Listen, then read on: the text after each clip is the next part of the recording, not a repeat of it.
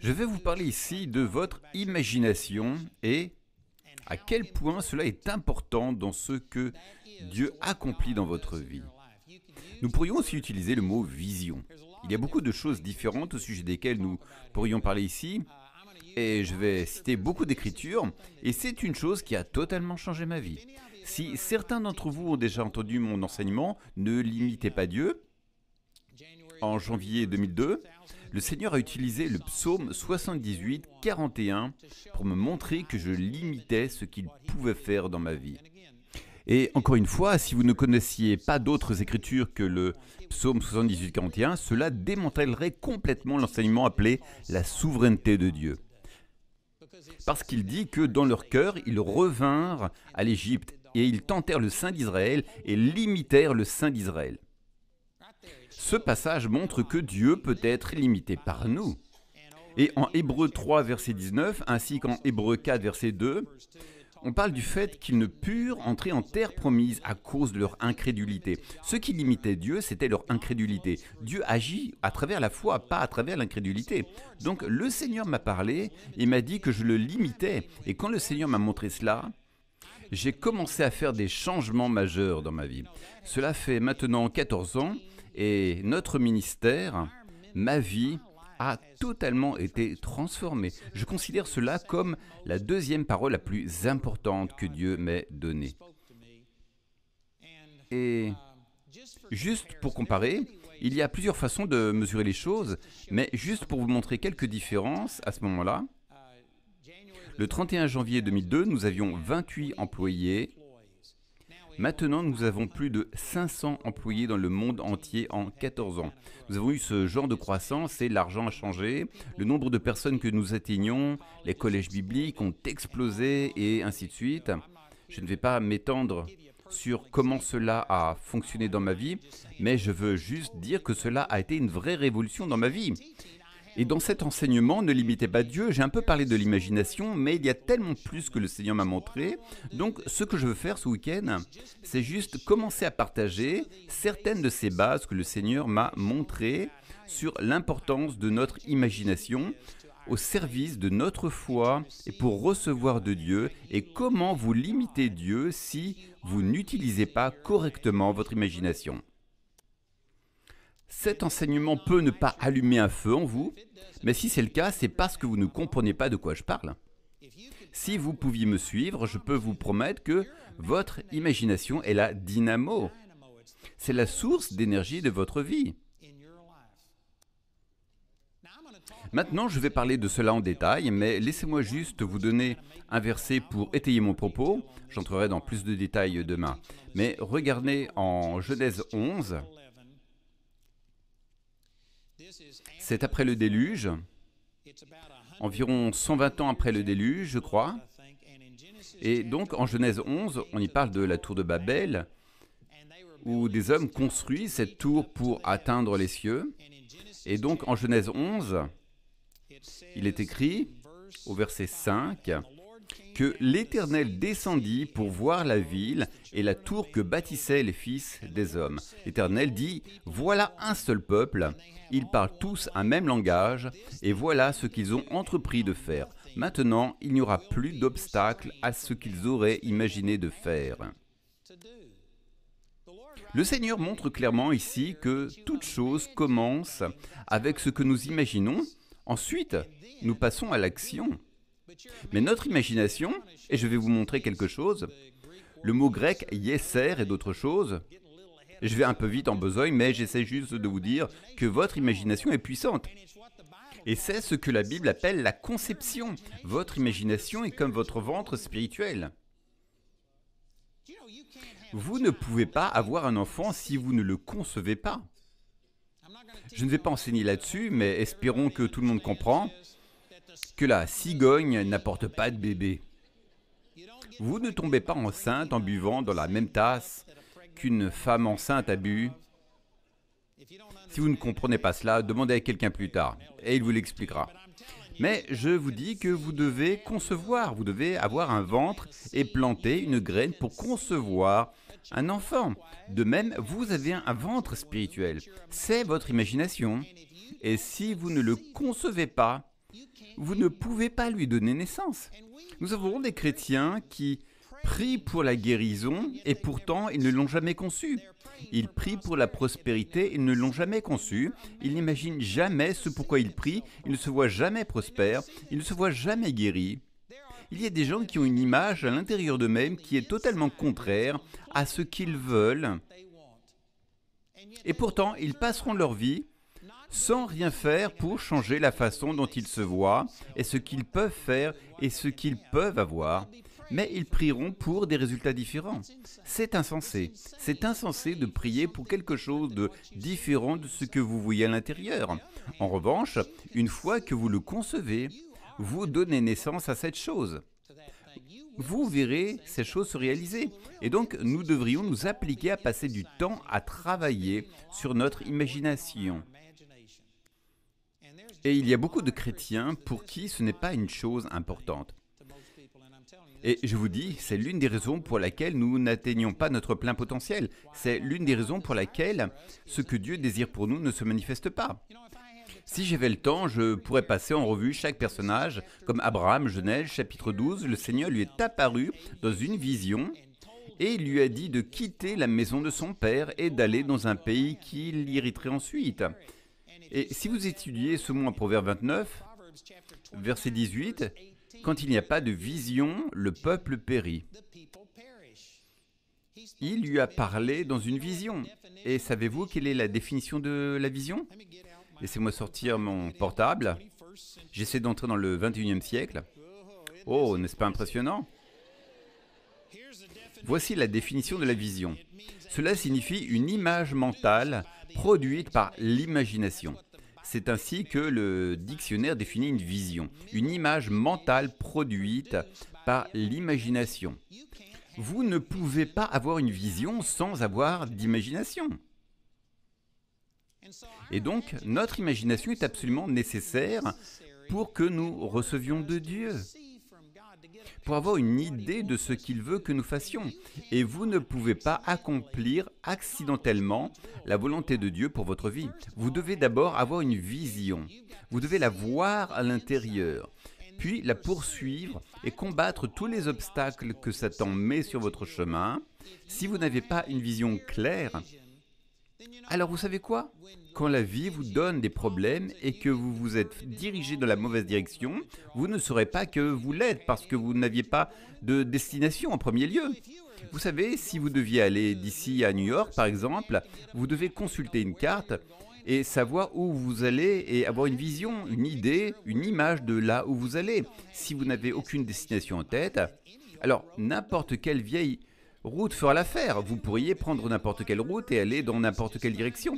Et c'est très bien parce que vous n'avez pas d'objectif en tête. Vous êtes juste en train d'aller et peu importe où vous finissez. C'est triste à dire, mais c'est ainsi que la plupart des chrétiens vivent. Ils laissent leur vie les pousser dans une direction aléatoire. Ils vivent au gré des circonstances, ils ont ce travail, une bonne opportunité s'offre à eux. Ils ne savent pas si c'est ce que Dieu veut qu'ils fassent, mais c'est juste qu'ils se sont retrouvés à faire. C'est confortable. Ils gagnent assez d'argent pour vivre, ils n'ont pas autant qu'ils le voudraient, mais au moins c'est sûr et ils sont contents. Vous détestez peut-être votre travail, vous pouvez aller au travail le lundi en chantant le blues du lundi, vous en plaindre et le détester, mais après tout, ça paie les factures. Et vous faites ça pendant 30, 40 ou 50 ans. C'est terrible. Que Dieu nous en préserve, que personne ne quitte cet endroit en continuant à faire des choses juste parce que vous devez les faire. Vous devez savoir quelle est la volonté de Dieu pour votre vie et vous dire « Voici ce que Dieu m'a conduit à faire ». Je viens juste de recevoir un email d'une des dames qui travaille dans notre collège biblique de l'Indiana. Et l'une des choses qu'elle a dites est « Je suis faite pour ce que je fais ». C'est exactement là où Dieu veut que je sois. Et elle parlait de quelle bénédiction c'était. C'est triste à dire, et je ne vais pas vous demander de lever la main, mais je suis sûr que probablement la majorité des personnes dans cette salle, vous êtes la crème de la crème, vous êtes des fanatiques, des passionnés de Dieu. Et donc, je ne vous critique pas, mais Je serais choqué s'il n'y avait pas 50% ou plus d'entre vous qui ne savent pas avec certitude ce que Dieu les a appelés à faire. Vous espérez juste plaire à Dieu, mais vous n'en êtes pas certain. Et donc, si quelque chose se passe, vous n'avez aucun moyen de lutter contre les obstacles de la vie parce que vous n'avez pas un but bien défini. Vous êtes juste un peu comme l'eau, vous allez avec le courant. Peu importe ce qui arrive, vous savez, un vieux poisson mort pourrait flotter en aval. C'est triste à dire, mais c'est ce que beaucoup d'entre nous faisons. Nous nous laissons juste porter par le courant. Peu importe la direction qu'il prend, vous n'avez pas de boussole. Le Seigneur a parlé à Abraham et lui a donné une vision et lui a dit de faire telle chose. Et à mesure qu'il cherchait plus le Seigneur, la vision devenait de plus en plus claire. Et vous savez ce que c'était? C'était son imagination. Dans son imagination, il se voyait posséder toute cette terre, avoir une grande descendance. Il l'a vu, c'était son imagination. S'il ne l'avait pas vu à l'intérieur, il ne l'aurait jamais vu à l'extérieur. Et c'est exactement ce qui arrive à beaucoup d'entre nous. Nous n'avons pas une vision claire. Et à cause de cela, Satan vient contre nous, des problèmes surviennent et nous nous contentons du moins et nous prenons la route la plus facile. Je peux vous dire que dans ma vie, j'ai rencontré beaucoup de difficultés, beaucoup de choses difficiles entre le moment où Dieu m'a appelé et a mis une vision dans mon cœur et où je vois maintenant ces choses se réaliser. Et il y a beaucoup de choses entre les deux. Et si je n'avais pas eu une vision claire, et si je n'avais pas eu un but précis, je vous garantis que j'aurais pu abandonner 1000 fois. J'aurais pu dire que ce n'était pas la peine de faire tant d'efforts. Mais j'ai continué à me concentrer sur ce que Dieu m'avait dit de faire. Et ça paie maintenant. Je crois aussi qu'il y a des gens ici qui ont une vision claire. Dieu vous a dit quelque chose, mais vous avez laissé la vie se mettre en travers de votre chemin, le diable s'est mis en travers de votre route. Vous vous êtes détourné de votre but et vous avez perdu la vision. Mais la bonne nouvelle avec Dieu, c'est qu'il est le meilleur GPS. Si vous manquez la bonne sortie avec le GPS, il dira recalcul de l'itinéraire. Et peu importe à quel point vous êtes éloigné de la trajectoire, le GPS peut vous ramener là où vous devez vous rendre. Peu importe que vous soyez complètement égaré, que vous ayez pris la direction opposée, il peut vous aider à faire demi-tour et vous ramener dans la direction dans laquelle vous êtes supposé aller. Mais cela implique votre imagination. Voici ce que dit la définition de l'imagination selon le dictionnaire American Heritage Dictionary, qui dit que c'est le processus ou le pouvoir. Voilà quelque chose d'important, c'est un processus. Je sais que pour certains d'entre vous, c'est le seul service auquel vous assisterez cette semaine et il y a une multitude de raisons pour lesquelles je ne condamne personne, mais je dis à certains d'entre vous que vous voulez trouver toutes les réponses à vos questions ce soir, mais j'ai beaucoup de choses à partager que vous n'allez pas tout obtenir ce soir. Vous allez devoir revenir demain ou vous procurer les CD et écouter cela. C'est un processus, ce n'est pas une chose momentanée. Vous n'avez pas juste besoin que quelqu'un vous impose les mains. C'est un processus où le pouvoir de former une image mentale de quelque chose qui n'est pas réel ou présent. Voilà quelque chose de très important. C'est une belle définition là, et je crois que c'est exactement ce que l'Écriture veut dire quand elle parle de notre imagination. Le processus ou le pouvoir de former une image mentale de quelque chose qui n'est pas réel ou présent. Ensuite, ça continue en parlant de créativité.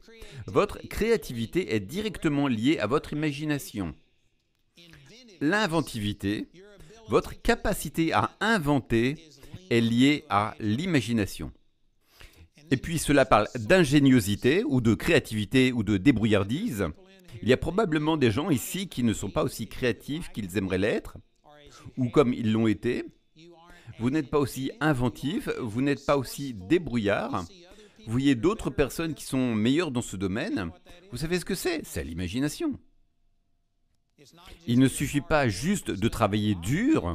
Une grande partie de cela se résume simplement à savoir si vous avez une imagination vive, créative et active. Et malheureusement, beaucoup d'entre nous associent l'imagination aux enfants.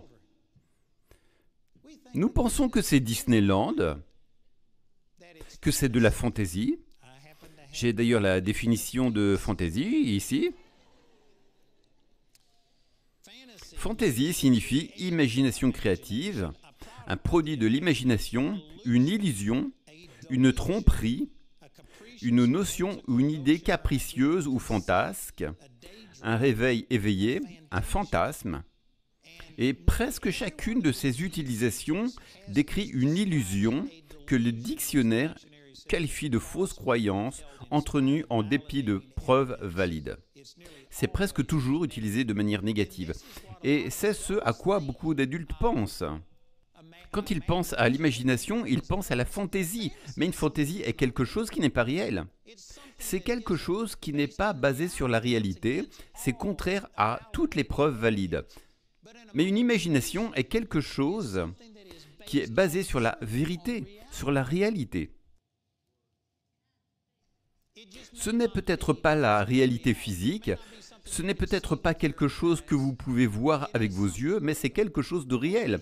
En Hébreux 11, verset 1, il est dit « Or, la foi est une ferme assurance des choses qu'on espère, une démonstration de celles qu'on ne voit pas. » Il n'est pas dit la démonstration des choses qui n'existent pas.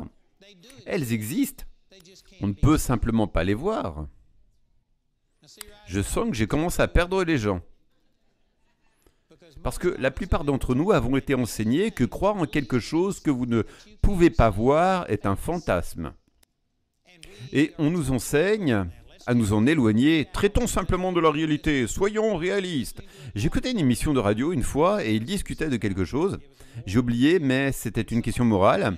Et quelqu'un a appelé et a dit « Eh bien, la Bible dit… » Et l'animateur de l'émission l'a tout simplement interrompu et a dit « Hey, nous ne traitons pas de la Bible ici, nous traitons de la réalité.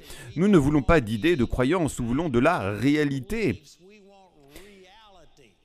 J'étais tellement en colère. Je criais à la radio en disant que la Bible est plus réelle que tout ce que vous pouvez voir, goûter, entendre, sentir ou ressentir. Il y a une réalité que vous ne pouvez pas voir. Selon la Bible, il y a des anges dans cet endroit même. Et il y a des démons aussi dans cet endroit. Quelqu'un dirait des démons, je pensais que vous aviez prié, invoqué le sang de Jésus et que vous aviez chassé tous les démons. Si je devais me débarrasser de tous les démons, il n'y aurait pas autant de personnes ici.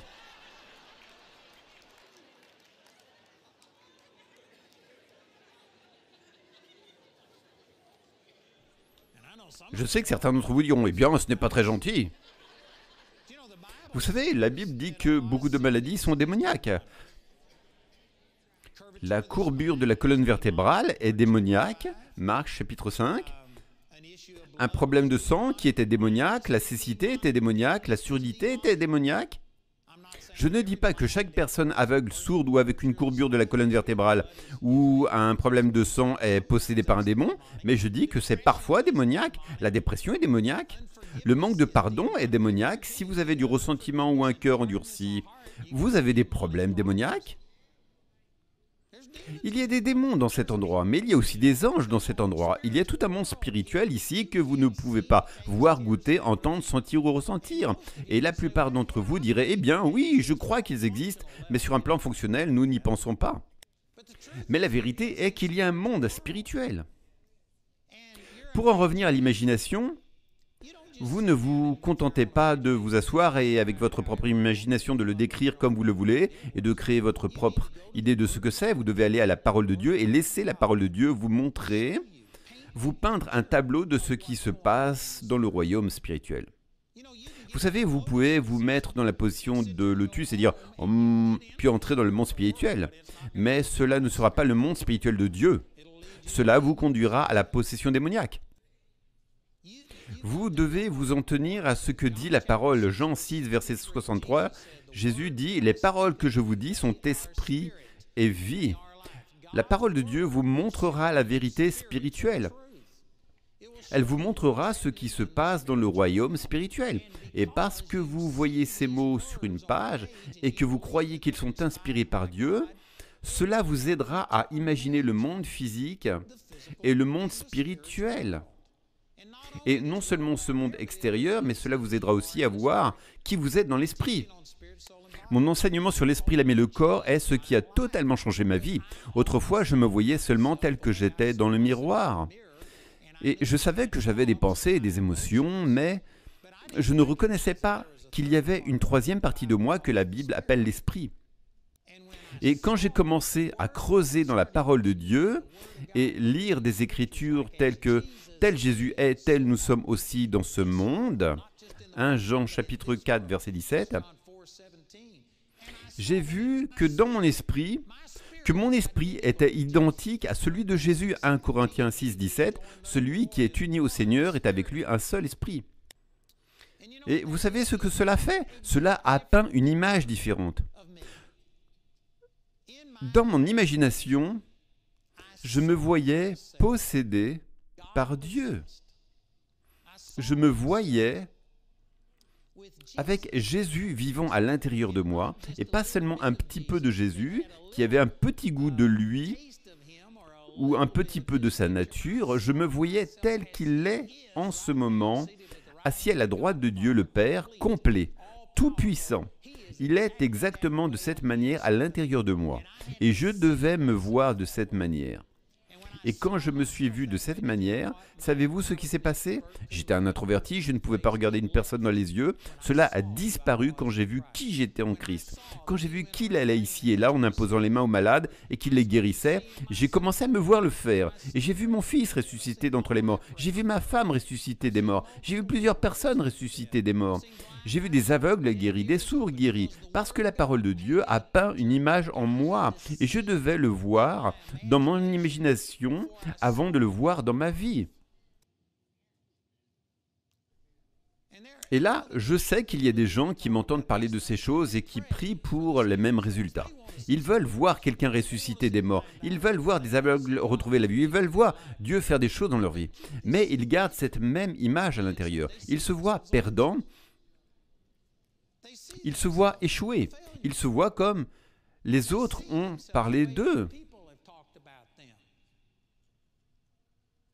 Ils ont cette image à l'intérieur qui devient une prophétie autoréalisatrice. La Bible dit en Proverbe 23, 7, « Il est telles les pensées de son âme. » Que vous le réalisiez ou non, votre vie est exactement comme vous la voyez. Amen. Et certains d'entre vous diront, « Oh non, je crois pour cela. » Mais comment le voyez-vous?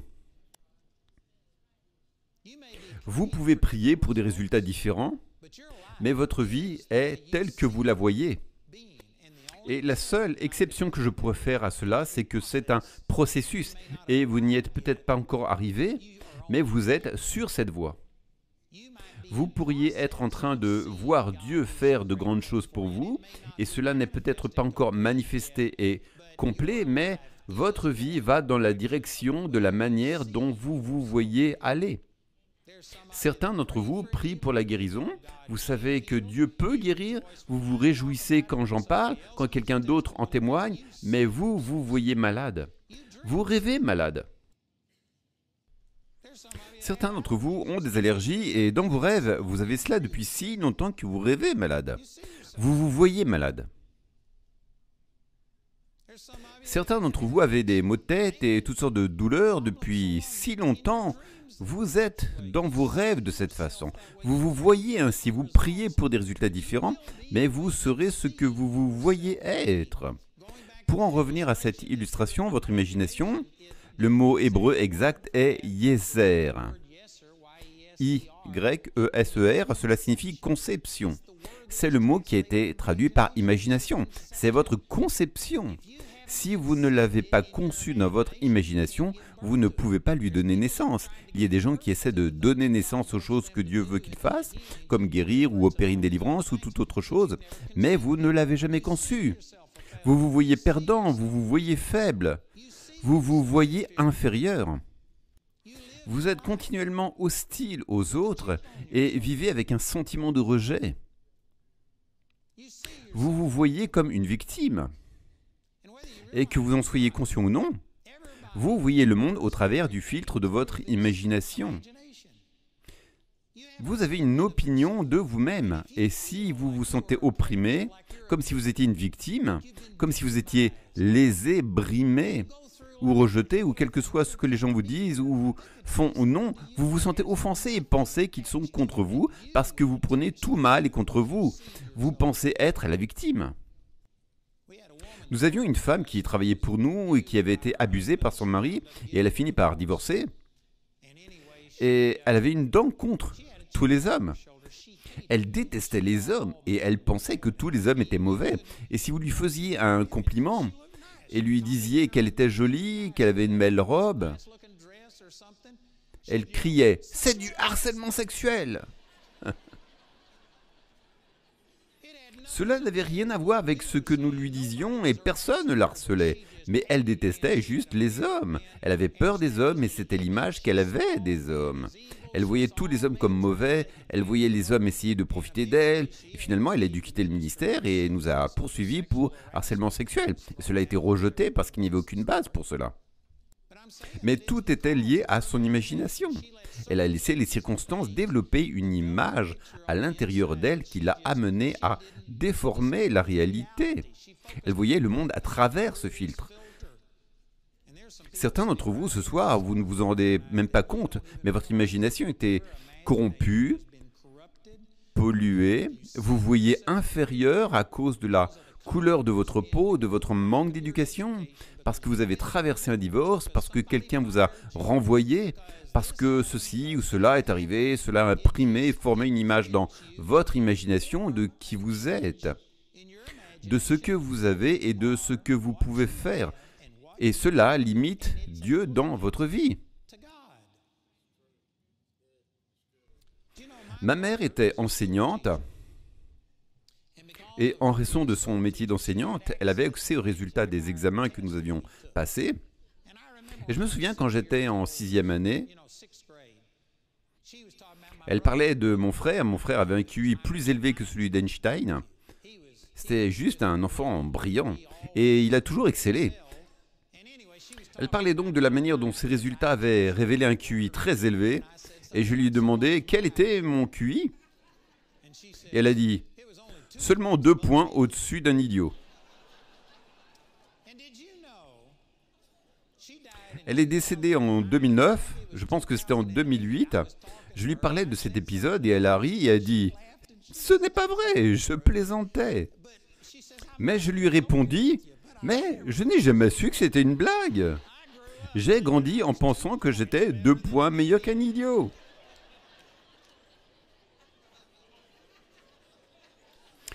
Et vous savez quoi? Nous rions de choses comme ça, mais je parie qu'il y en a parmi vous dont les parents ont dit « Oh, tu ne feras jamais rien de bien ». Vos parents ont dit « Qu'est-ce que tu peux être stupide ?»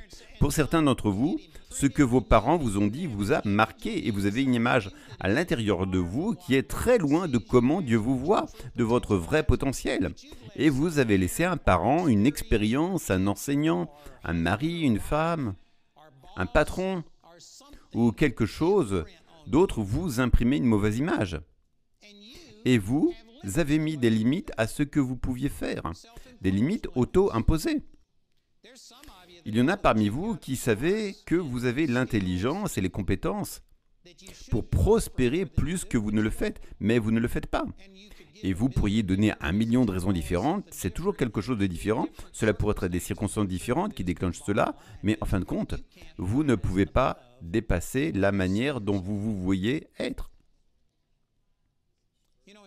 En 2002, lorsque le Seigneur m'a parlé, m'a dit que je le limitais, j'ai réuni mon personnel, c'était le 31 janvier, et j'ai passé 1 semaine ou plus submergé par cela, en étudiant la parole et comprenant certaines choses. Et j'ai réuni mon personnel le 11 février 2002, et je leur ai dit, je ne sais pas combien de temps cela prend pour changer cette image à l'intérieur. Et j'ai ajouté, je vais changer. Je vais faire ce que Dieu m'a appelé à faire. Je le ferai. Et j'ai été choqué de voir à quelle vitesse les choses ont commencé à changer. Mais si vous mettez cela dans son contexte, c'était juste après les attaques terroristes du 11 septembre sur les tours jumelles. Et la plupart d'entre vous n'ont pas cette perspective, mais j'ai accès à des dizaines et des dizaines de ministères. Et il n'y a que 2 ministères, à ma connaissance, dans le monde qui ont prospéré après cela. Parce que l'attention de tout le monde était portée sur ce qui se passait et les gens ont arrêté de regarder des émissions de télévision religieuses et autres. Ils ont commencé à regarder les actualités, se demandant, vous savez, s'il y aurait une prochaine étape et comment allons-nous riposter. Les chrétiens ne regardaient plus que la télévision chrétienne.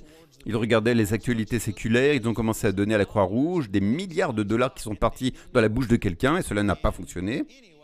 Et bien d'autres choses encore. Et par conséquent, le revenu des ministères a baissé. Jerry Savelle a failli faire faillite. Kenneth Copeland a beaucoup diminué. Beaucoup de ministères que je connaissais ont touché le fond. C'était au cours de cette période que Dieu m'a parlé de la façon dont je le limitais. Et toutes les tendances dans le corps de Christ et parmi les ministères médiatiques allaient à la baisse. Il y a plus de 200 ministères para-ecclésiaux à Colorado Springs et chacun d'entre eux ont commencé à réduire leur budget de 15, 20, 25%, car ils s'attendaient à une diminution après tout cela. Et c'est à ce moment-là que le Seigneur m'a parlé et m'a dit que je le limitais et que je devais commencer à croire pour plus grand. Donc ce que je veux dire, c'est qu'avant que je puisse transmettre quelque chose à mes partenaires, avant que je puisse envoyer une lettre, cela m'a pris 1 mois et demi ou 2 mois pour envoyer une lettre et dire aux gens ce qui se passait. Avant d'entreprendre quoi que ce soit dans le naturel, tout ce que j'ai fait, c'est changer ma façon de voir les choses. Et j'ai commencé à voir la prospérité de Dieu dans ma vie. Et j'ai commencé à voir que j'aurais tout ce dont j'ai besoin pour accomplir ce que Dieu m'a dit de faire. J'ai commencé à le voir et contrairement à toutes les tendances qui baissaient, nos revenus ont doublé avant que je puisse transmettre quoi que ce soit aux gens à ce sujet. Il n'y avait rien de naturel qui ait provoqué cela. C'était une chose spirituelle.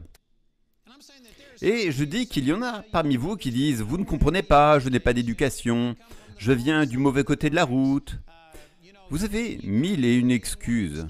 Mais je vous dis que la manière dont vous vous voyez, la manière dont vous imaginez les choses, est ce qui domine et contrôle votre vie. C'est comme si, dans le domaine spirituel, Dieu faisait couler toutes ses bénédictions vers vous.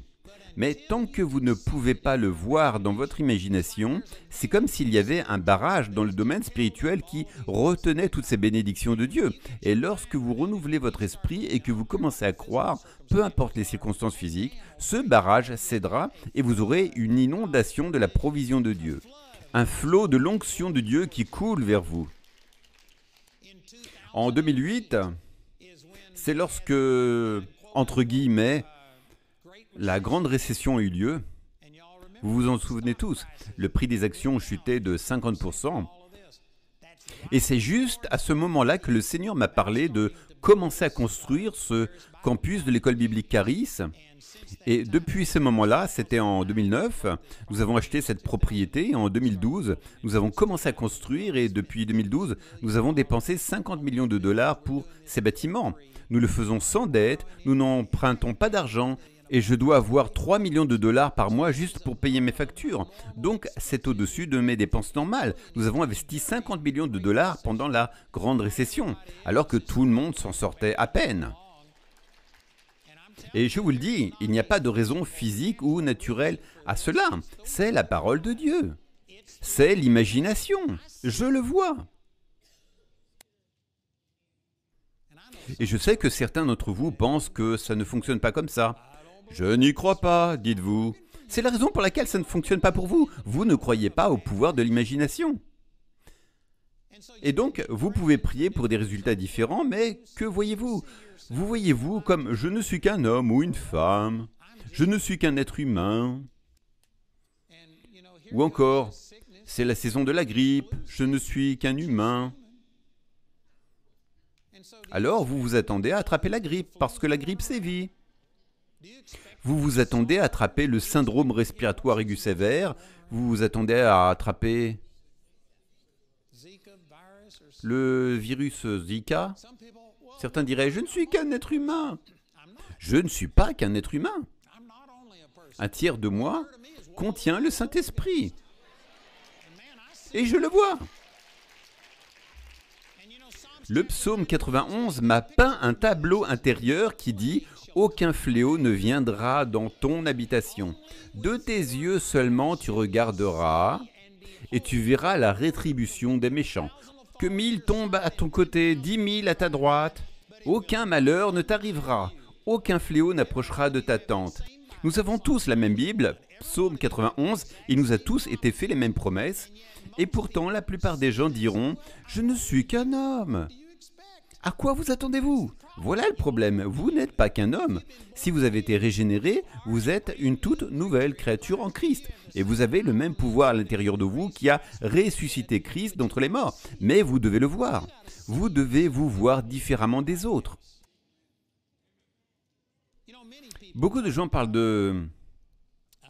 je ne me souviens plus du nom de ce gars à Seattle qui avait des salles de guérison. John G. Lake. John G. Lake a vu tant de personnes guéries qu'ils ont effectivement fermé un des 2 hôpitaux de Seattle à l'époque. Et il a reçu une licence médicale pour pratiquer la médecine, non pas parce qu'il administrait des médicaments, il ne prescrivait aucun médicament, mais il a vu plus de personnes guéries que les médecins. Et en conséquence, on lui a donné une licence médicale. Et pendant une épidémie, les gens mouraient comme des mouches.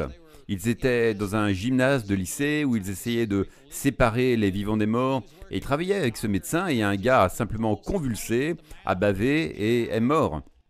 Et le médecin lui a dit « N'êtes-vous pas content que nous ayons un vaccin contre ça ?» Et John Lake l'a regardé et a dit « Qui a un vaccin ?» Et ce médecin était consterné. « Vous n'avez pas eu de vaccin? Vous travaillez avec ces gens? Vous allez mourir !» John Lake lui a dit « Aucun germe ne peut toucher mon corps et vivre. » Il n'y a pas beaucoup de gens dans cette salle qui diraient ça. Vous penseriez que c'est un fantasme, que ce n'est pas la réalité. John Lake a dit « Aucun germe ne peut toucher mon corps et vivre. » Et ce médecin, bien sûr, ne le croyait pas. Et donc il lui a dit « Je vais te le prouver. » Et il lui a fait prendre l'une de ces lames que vous mettez sous un microscope et ils ont essuyé la salive de la bouche de ce gars qui avait convulsé. Et ils l'ont placé sous un microscope et vous pouviez voir tous ces germes bouger. Et John Lake a dit « Regardez ça. » Il a touché cette salive de son doigt et instantanément tout s'est arrêté de bouger. Les germes sont instantanément morts. Saviez-vous que la Bible promet cela à chacun de vous? Et pourtant vous avez peur de la grippe. C'est la saison du rhume et vous devez aller vous faire vacciner. Vous devez faire cela parce que vous ne vous voyez pas faire ce que dit la parole de Dieu. Deutéronome 32:7 dit que Moïse avait 120 ans et que sa force naturelle n'avait pas diminué. Il n'est pas mort et sa vue n'a pas baissé à 120 ans. Et il a grimpé le mont Nebo où il est mort et Dieu l'a pris. Il a grimpé la montagne à 120 ans. Et il avait toujours une excellente vue. Et pourtant, pour la plupart de nous, nous n'y songeons même pas. Nous acceptons une mauvaise vue, nous acceptons que nous ne pouvons pas nous déplacer comme nous le devrions. Je vieillis, je ne peux pas faire ça. C'est ainsi que vous voyez. La plupart d'entre nous sommes plus impressionnés par ce que nous voyons à la télévision, par ce que notre famille a fait, par ce que nos proches ont fait, par ce que dit le médecin. Nous sommes plus influencés par cela que par l'image qui peint la parole de Dieu. Parce que nous passons tellement plus de temps à la lumière de notre télévision qu'à la lumière de la parole de Dieu. La parole de Dieu peindra une image en vous de qui vous êtes, de ce que vous avez et de ce que vous pouvez faire. Et vous pouvez arriver à ce que cette image devienne si claire, si forte pour vous que vous ne pouvez pas vivre en dehors d'elle.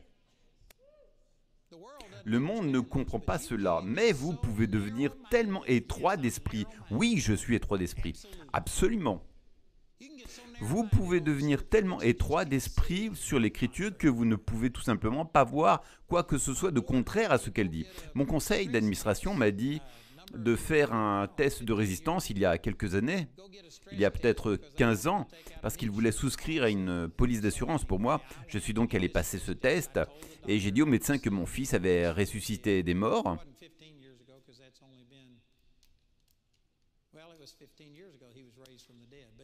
Il y a donc 13 ou 14 ans, je suis allé passer ce test de résistance et j'ai dit au médecin que mon fils avait ressuscité des morts. Je lui parlais de tous ces miracles, il était juste choqué, lui et cette infirmière qui écoutait. Et il voulait raser les poils de ma poitrine pour y mettre ses électrodes. Et j'ai dit, ce sont des poils vierges, ils n'ont jamais été touchés. Et je lui dis, vous ne pouvez pas raser ma poitrine. Là, ils ont mis ces trucs dessus sans raser ma poitrine. Et quand je suis arrivé à environ 12 minutes et 52 secondes, ils ont commencé à tomber. Alors, j'en tenais deux, l'infirmière en tenait deux, le médecin en tenait deux. Et j'en tenais deux aussi, et je courais là-dessus. Puis, j'ai terminé le test. Il a commencé à regarder les résultats à 12 minutes et 52 secondes. Il a commencé à grogner, à faire « Oh et à faire des grimaces. Et il a écrit quelque chose, puis il a dit « Voici le nom d'un autre médecin, allez là-bas pour passer un autre test et nous pourrions vous mettre à l'hôpital et faire une chirurgie à cœur ouvert avant la fin de la journée. »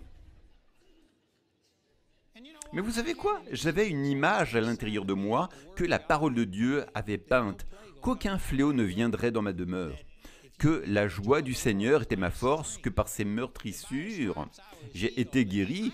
Je me voyais bien et me sentais bien.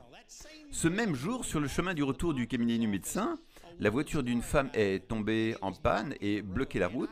Alors je suis sorti et tout seul j'ai poussé sa voiture en montée et autour du coin. Pas mal pour un gars censé subir une chirurgie à cœur ouvert ce jour même. Mais bon, quand ce médecin m'a dit ça, vous savez quoi? La parole de Dieu a plus de valeur pour moi que la parole d'un homme. Peu importe que ce soit un médecin, un avocat ou qui que ce soit. Et j'ai regardé ce médecin pendant une seconde et j'ai dit « C'est un mensonge, je ne le crois pas ». Il m'a regardé, je suppose qu'il n'avait pas l'habitude qu'on le traite de menteur. Et il a dit « Que voulez-vous dire ?» Et je lui ai dit « Regardez ça et dites-moi si ça dit que j'ai un problème cardiaque. » Il a dit « Eh bien, pas vraiment. Cela dit juste qu'il y avait quelque chose d'anormal. Vous étiez à 1/100 de quelque chose. Et les cœurs de certaines personnes sont différents. Il n'a même pas pensé au fait que ces choses étaient tombées de ma poitrine. Je pense que c'est probablement cela qui va provoquer une anomalie. Mais bon, il a dit, ce n'est peut-être rien, mais ça pourrait être quelque chose de sérieux. Nous devons vous amener à faire un test. J'ai dit, ce n'est pas ce que vous m'avez dit. Vous m'avez dit que je devrais subir une chirurgie à cœur ouvert avant la fin de la journée. Vous m'avez menti. Et j'étais fâché contre ce type et il m'a arraché ce papier et m'a dit, allez-vous-en. Et il a mis une mauvaise note à mon test. J'ai un médecin dans mon conseil d'administration, il m'a amené dans son cabinet, il a fait un test de résistance nucléaire où il vous injecte une substance. Et de toute façon, ce médecin m'a dit que ces tests sur tapis roulant étaient faux 50% du temps. Il m'a dit, ne basez jamais rien sur l'un de ces tests sur tapis roulant. Je peux vous garantir que certains d'entre vous ici même ont basé des choses là-dessus. Et même les médecins disent qu'ils se trompent aussi souvent qu'ils ont raison. Il m'a testé, cela remonte à 13 ou 14 ans. Et il a dit, tu as le cœur d'un garçon de 17 ans. Il n'y a rien qui va mal chez toi. Et pourtant, il y a beaucoup de gens, je ne dis pas ça pour vous condamner, mais je le dis pour souligner comment nous laissons ce monde façonner notre image. Il y en a parmi vous qui raisonnent ainsi, il y a des problèmes cardiaques dans ma famille. Mon père est mort de problèmes cardiaques. Il est mort en 52, quand je n'avais que 3 ans. Il a ressuscité des morts. Et puis il est mort à nouveau en 62. Il est resté cette fois-ci. Mais il avait des problèmes cardiaques et il devait suivre un régime spécial. Et il a traversé toutes sortes de choses. Et je veux dire qu'il est littéralement ressuscité des morts. Notre église priait, ils l'ont déclaré mort, l'ont mis dans le couloir sous une civière avec un drap par-dessus, et un gars le poussait dans le couloir, et notre pasteur de l'église baptiste s'est levé et a dit « Dieu a fait ce qu'il a dit et il l'a guéri. Quant à moi, j'ai fini de prier, je rentre à la maison. » Il était 2 heures du matin, et alors que l'on poussait mon père dans le couloir, il a jeté le drap, et l'infirmier a mouillé son pantalon juste à l'hôpital. Il est ressuscité des morts. Mais bon, à cause de cela, chaque fois que je vais passer un test, ils disent « De quoi est mort votre père ?» Et je leur dis, mais ils disent « Oh, vous avez un problème cardiaque !» Et ils commencent à me le projeter. Et je dis « Hey, 50% de moi vient de ma mère et elle a vécu jusqu'à 96 ans et était en excellente santé. Pourquoi ne regardez-vous pas de son côté ?» Mais les gens vont dire, les problèmes cardiaques sont héréditaires dans notre famille. Eh bien, brisez cette malédiction sur vous et commencez à vous appuyer sur ce que dit la parole de Dieu. J'ai survécu à mon père il y a 14 ou 15 ans le mois prochain. J'ai survécu à mon père et j'ai un cœur en bonne santé. Vous n'avez pas à laisser vos gènes dicter ce qui se passe. C'est triste à dire, mais la plupart d'entre nous sommes plus connectés à ce monde et nous laissons les nouvelles, le médecin ou quoi que ce soit nous influencer. Et cela forme une image en nous, selon laquelle j'ai eu cela dans ma famille et donc je dois l'avoir. Je ne suis pas qu'un homme. Le Dieu Tout-Puissant vit en moi. J'ai sa puissance surnaturelle en moi et je peux m'attendre à des résultats différents. Je peux m'attendre à ce qu'aucun fléau ne vienne près de ma demeure et c'est ainsi que je me vois. Je ne me vois pas tomber malade. Je ne crois pas à la maladie. Je ne tombe pas malade. Je n'ai pas de maux de tête. Je n'attrape pas la grippe. Je n'ai pas de rhume. Je ne crois en rien de tout cela. Vous n'êtes pas obligé d'avoir cela. Quelqu'un dirait, mais pourquoi n'auriez-vous pas certaines de ces maladies ? Eh bien, c'est ainsi que vous vous voyez. C'est l'image que vous avez, comme si vous n'étiez qu'un mortel. Je ne le suis pas, une partie de moi est mortelle, mon corps physique est mortel, mon intelligence est encore corruptible, mais dans mon esprit, je suis saint et j'ai la puissance de Dieu. Et si je le crois, qui je suis dans l'esprit dominera et surpassera ce qui se passe dans le domaine physique. Mais je vais devoir changer mon imagination. Je vais devoir changer la façon dont je me vois. Je vais devoir me voir tel que Dieu me voit. Pas comme me voit mon voisin, pas comme vous me voyez, pas comme la façon dont je suis dépeint sur Internet. Il y a des centaines de blogs contre moi. J'ai lu un article de droite aujourd'hui avec une vidéo de moi et de David Barton et qui disait à quel point nous étions à côté de la plaque. Beaucoup de mauvaises choses, et peu importe ce que les autres pensent de vous. Des espions sont revenus et ont dit « Nous n'étions que comme des sauterelles à leurs yeux. » Peu importe ce qu'un géant pense de vous. Le problème, c'est qu'ils se sont vus comme des sauterelles. C'est pourquoi ils ont été vaincus, parce qu'ils se voyaient comme des sauterelles. David se voyait contre Goliath. Il savait que ce n'était pas un combat équitable et que Goliath n'avait aucune chance. Goliath combattait un grand homme de Dieu, un homme de Dieu ouin. Il voyait les choses à travers l'alliance. Il disait « Qui est ce Philistin incirconcis ?» Il faisait référence à ce gars qui n'avait pas d'alliance. « J'ai une alliance avec Dieu, ce n'est pas juste. Goliath n'a aucune chance contre moi. » C'est ainsi que vous devriez être. Comment le cancer ose-t-il frapper à ma porte ? Je vais te tuer, cancer. Je vais détruire cela et je vais témoigner partout comment je t'ai vaincu. Et j'utiliserai cela. Satan, tu n'aurais pas dû me chercher. Gloire à Dieu. Il y en a certains d'entre vous qui n'oseraient pas parler comme moi. Et c'est la raison pour laquelle vous êtes malade et pas moi. C'est la raison pour laquelle vous êtes pauvre et pas moi. C'est la raison pour laquelle ça fait 48 ans que je ne suis pas déprimé et que vous êtes déprimé tout le temps. Amen. Je ne critique personne, mais j'essaie de vous secouer et de vous faire réaliser que, frères et sœurs, vous avez une opinion de vous-même, une image. Voici ce qu'est une imagination, le processus d'une image mentale. Mais vous vous voyez seulement comme un humain. Vous vous voyez fragile, faible, pauvre. Vous vous voyez en colère et amer. Vous vous voyez comme une victime.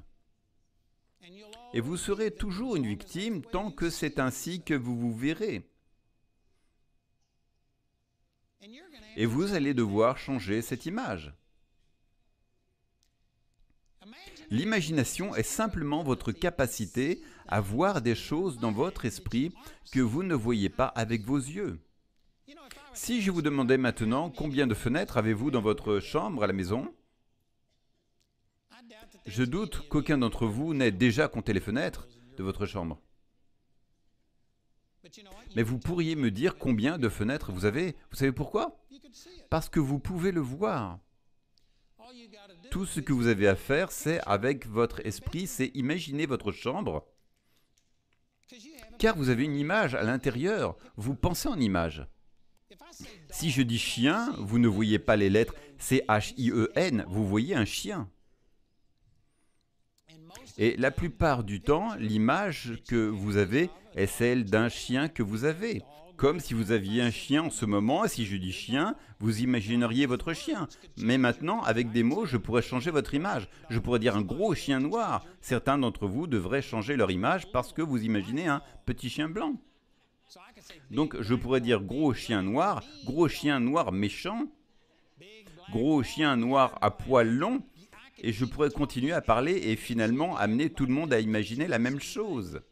Vous pensez en images. C'est pourquoi on dit qu'une image vaut 1000 mots. Car vous pensez en images. Les mots vous font former des images mentales. Et c'est pourquoi, si vous essayez d'assembler quelque chose, ils peuvent avoir des mots ici qui vous disent de mettre A dans B et vous faites cela. Mais ensuite, ils auront un schéma parce que si vous combinez les mots et ensuite vous le voyez, vous dites « Oh, j'ai compris ». Et vous devez être en mesure de le voir avant de pouvoir le construire. C'est pourquoi un constructeur utilise des plans. Vous ne pouvez pas simplement vous asseoir là et dire « Eh bien, faisons une baie vitrée comme ceci ». Vous devez dessiner les choses pour que le constructeur puisse voir exactement à quoi elles ressemblent. Vous ne pouvez pas construire un bâtiment sans plan. Vous ne pouvez pas vous contenter de parler et espérer que tout le monde voit la même chose, car les gens construisent ce qu'ils voient. Vous devez faire quelque chose pour vous assurer que nous voyons tous les mêmes choses. Que vous le réalisiez ou non, vous utilisez votre imagination. Vous ne pouvez pas vivre sans imagination. Certains d'entre vous pensent que l'imagination est seulement pour les enfants, que cela relève du fantasme, mais vous ne pouvez pas vivre sans imagination. Si je vous demandais maintenant comment sortir de ce bâtiment, je pourrais vous dire d'aller ici et de descendre là, de descendre les escaliers mécaniques. Je pourrais vous dire exactement par où passer. Pourtant, je ne peux pas voir ces choses physiquement, mais j'y suis déjà allé et dans mon esprit, j'ai une image de cela. Si vous deviez dire à quelqu'un comment se rendre à l'aéroport, vous pourriez lui dire, eh bien, allez ici, allez là, voyons voir, le troisième feu. Vous savez ce que vous faites? Vous n'avez jamais compté les feux, mais dans votre esprit, vous pouvez y aller et le voir. Puis dire aux gens que c'est le troisième feu à droite, c'est le deuxième à gauche, c'est juste à ce coin. Vous ne voyez pas cela avec vos yeux, mais vous avez une image de cela. Vous ne pouvez pas vous rappeler d'une chose sans imagination. Si vous ne pouvez pas l'imaginer, vous ne pouvez pas vous en souvenir. Et c'est pourquoi tant de gens ne se souviennent pas des Écritures. C'est parce qu'ils les lisent uniquement et pensent que d'une manière ou d'une autre, il y a de la vertu à uniquement lire la Bible. Si vous passez 1 heure dans la Bible, vous obtenez une étoile d'or qui équivaut à une prière exaucée. Mais lire la Bible ne vous aide que si elle stimule votre imagination. Mais voyez-vous, vous devez voir ce que vous lisez. Si vous ne pouvez pas le voir, vous ne pouvez pas le retenir. Et c'est pourquoi certains d'entre vous peuvent lire les Écritures et vous pourriez même être capable de citer la parole, la mémoriser, mais cela ne va pas changer l'image à l'intérieur. Cela ne vous affectera pas. Vous pourriez citer par ces meurtrissures « Je suis guéri », mais vous ne vous êtes jamais vu guéri. C'est pourquoi lorsque les gens vont en Terre Sainte, la Bible prend soudainement vie et ils pensent « Oh, il y a une onction tellement puissante en Terre Sainte ». Il n'y en a pas. C'est le fait que lorsque vous y allez, des choses que vous avez lues, mais que vous n'aviez jamais laissé peindre une image en vous, tout à coup, vous voyez des choses. Et vous voyez que, waouh, c'est ici que David a tué Goliath. Vous savez, quand nous étions en tournée là-bas, et le bus s'est arrêté dans la vallée d'Ela, c'était environ 4 miles à travers cette vallée, et le bus s'est arrêté sur le bord de la route. Il faisait chaud ce jour-là. Le guide a demandé, est-ce que quelqu'un veut venir? Tout le monde voulait rester dans le bus, sauf moi. Et je suis sorti, j'ai marché jusqu'à un petit ruisseau sec, j'ai ramassé 5 pierres lisses et je suis resté là et j'y ai regardé. Et j'ai imaginé les Philistins tout autour et Goliath, et j'ai imaginé que c'est ici que cela s'est passé et cela a rendu cet épisode vivant grâce à mon imagination. Si vous ne pouvez pas l'imaginer, si vous ne pouvez pas le voir, vous ne pouvez pas vraiment le saisir, vous ne pouvez pas avoir prise dessus. Et la plupart des gens se contentent de lire uniquement la Bible en pensant qu'il y a une vertu dans le fait de passer une grande quantité de temps à lire. Il serait préférable de lire un seul verset, de le laisser peindre une image et de voir de quoi il parle, que de lire 5 chapitres sans même vous souvenir de quel livre de la Bible vous lisiez. Votre imagination doit être impliquée, vous devez le voir. Quand j'étais enfant, j'ai fait une marque sur un arbre à la hauteur de laquelle le commentaire disait que Goliath était. Puis j'ai fait une autre marque à la hauteur de David, et je me souviens m'être penché pour regarder et m'aider à voir toutes ces choses. C'était bien avant que je comprenne cela, mais je voulais voir ce que David voyait. Je voulais le vivre. Et à cause de cela, vous savez quoi? J'ai été capable de tuer des géants parce que j'ai vu ce que David voyait. Je l'ai vu à l'intérieur, je me suis vu faire ces choses. La toute première fois où j'ai vu une personne ressuscitée, je suis allé à Jean 14, verset 12, où Jésus a dit « En vérité, le mot « vérité » signifie « vraiment ». Tout ce que Jésus a dit était vrai. Mais quand Jésus a commencé en disant « vraiment, vraiment », c'est parce qu'il savait que les gens n'allaient pas croire en cela.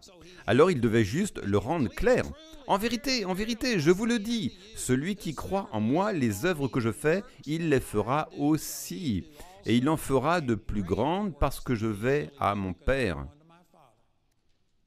Et je lisais et méditais à ce sujet. Ce que je vous montrerai plus tard dans cette série, la méditation, c'est l'imagination. Je vous montrerai un verset qui dit cela. J'ai commencé à méditer jusqu'à ce que je le vois. Et j'ai dit, tu as dit que je pourrais faire les mêmes œuvres que toi. Et j'ai ajouté, tu as ressuscité des gens d'entre les morts. Donc j'ai dit, je vais ressusciter des gens des morts. J'ai commencé à le dire, ces choses sont activées par la voix. J'ai commencé à le dire et j'ai commencé à méditer. Il y a 8 fois différentes dans la Bible où des gens ont ressuscité des morts. J'ai vu plus de 40 personnes ressusciter des morts. Pas moi personnellement, mais des gens dans des écoles bibliques. Nous avons eu 2 personnes l'année dernière ressusciter des morts lors de nos voyages missionnaires. Un en Équateur et un, je pense, au Nicaragua. Je ne sais pas si c'était avec vous, mais de toute façon, ils ont vu un gars mort sur le rivage et les ambulanciers n'ont pas pu le ranimer. Alors ils y sont allés, ils l'ont ressuscité des morts. Nous avons vu beaucoup de gens ressusciter des morts, mais il y a seulement 8 personnes dans toute la Bible qui ont ressuscité des morts. J'ai donc pris ces 8 exemples et je les ai sortis des Écritures et je les ai écrits sur un morceau de papier. J'ai commencé à méditer dessus, à les étudier et à les répéter. Et je n'ai pas seulement vu Jésus ressusciter Lazare, mais je me suis vu moi-même ressusciter Lazare, parce qu'il a dit, les œuvres que je fais, vous les ferez aussi. Vous devez donc le personnaliser. Alors j'ai médité sur Jésus ressuscitant Lazare, il a parlé d'une voix forte, et puis je suis retourné avec mon imagination, les yeux physiquement fermés, je me voyais debout devant ce tombeau. Je suis allé vers ce tombeau, je pouvais me voir debout, en criant d'une voix forte, « Lazare, sors !» Je me voyais le faire, je l'imaginais. Certaines personnes pensent, eh bien, tu es juste fou. Mais je pense que c'est toi qui es fou de ne pas tirer parti de ton imagination. Je me voyais le faire et j'étais tellement concentré dessus que j'ai commencé à rêver que je ressuscitais des morts. Dans mes rêves, chaque nuit, je ressuscitais 20 ou 30 personnes. C'est devenu quelque chose de si banal pour moi que c'était difficile pour moi de savoir si j'étais éveillé ou endormi. Je pensais constamment à ça. Et devine quoi? Tout à coup, un homme est mort pendant une réunion. Et parce que je l'avais vu, que je l'avais imaginé, que je l'avais conçu, j'ai pu voir cet homme ressusciter des morts. Parce que je l'avais imaginé. Il y a une relation directe. Et puis, je suis passé 12 ans sans voir personne ressusciter des morts. Et un jour, je me suis dit, tu sais quoi? Je l'ai déjà fait. Je pense que je vais le refaire. Et j'ai juste commencé à méditer à ce sujet, à me voir le faire. Non seulement je voyais Jésus ressusciter des morts, Paul, Pierre, je me voyais moi-même ressusciter des morts. J'ai suivi le même processus et j'ai fini par rêver de ça chaque nuit, à y penser. Et puis, mon fils est mort. Et tout à coup, j'ai eu la foi pour prier et le voir ressusciter des morts. Il était mort depuis 5 heures, complètement nu, sur une table, dans une morgue, dans un réfrigérateur, avec une étiquette d'identification. Et après 5 heures, il s'est assis, il a commencé à parler, ressuscité des morts, sans liaison cérébrale, pas plus qu'avant. Et il y a une relation directe entre le fait que j'ai médité dessus, utilisé mon imagination, vu cela se réaliser, et ensuite vu la naissance de cela à mon fils. Je ne sais pas pourquoi quelqu'un ici ne voudrait pas voir son fils ressuscité s'il avait été mort. Pourquoi ne voudriez-vous pas voir des aveugles retrouver la vue, des sourds entendre? Pourquoi ne voudriez-vous pas prospérer quand le monde entier est en train de sombrer et que vous êtes en train de monter? Je ne sais pas pourquoi quelqu'un ne voudrait pas de cela. J'imagine que chacun de vous prie pour des choses similaires, mais il y a très peu de gens qui feront ce qu'il faut pour les produire. Et je vous dis que votre imagination est une partie absolument vitale de vous pour concevoir et voir la puissance de Dieu se manifester dans votre vie. Et c'est formidable. Et pourtant, je parie que la majorité des gens ici ont peu étudié au sujet de l'imagination. Et on peut réfléchir. Et si vous avez entendu des gens en parler, vous pensez que c'est un peu bizarre ou étrange, que c'est de la fantaisie, que ce n'est pas pour un chrétien mature, je vais vous montrer un tas de versets qui parlent de votre imagination et du pouvoir de ce qui se passe. C'est quelque chose que chaque chrétien devrait cultiver. Nous utilisons notre imagination, mais malheureusement par défaut, parce que nous ne comprenons pas sa puissance.